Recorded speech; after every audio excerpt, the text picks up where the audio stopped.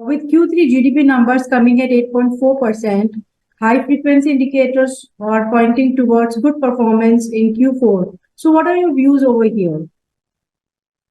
So we do think that the momentum that the Indian economy is experiencing, especially on the investment side, both on the private as well as on the government, is expected to continue for next couple of quarters at least.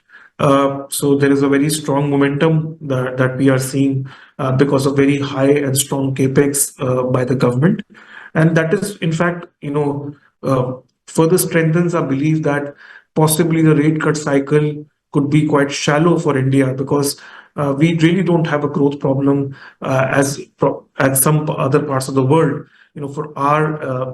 For us probably growth is still expected to be above 6% and plus even in FY25, at least in the near term, and hence RBI is really not in a pressure to cut interest rates given that the growth outlook is quite robust. Sure. So the next question goes like the overall trade deficit has improved by 37% from 112 billion in April to Jan of FY23 to 70 billion in April to Jan of FY24. However, the global trade environment remains uncertain because of geopolitical issues and a general slowdown across developed economies. What's your prognosis on India's path to fiscal consolidation on this backdrop?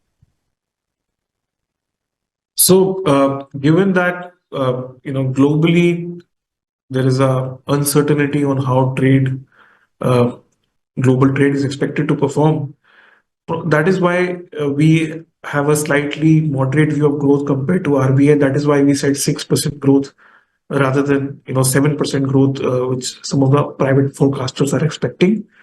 And on the fiscal side, we believe that ultimately, fiscal deficit is a function of one, expenditure, and secondly, tax policy, which comes from high growth.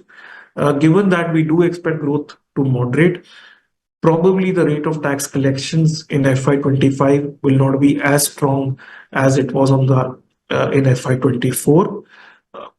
But having said that, this year the government will have the benefit of higher WPI as well. As we know, during the last year, since WPI has been largely flat and close to zero, the deflator has been quite.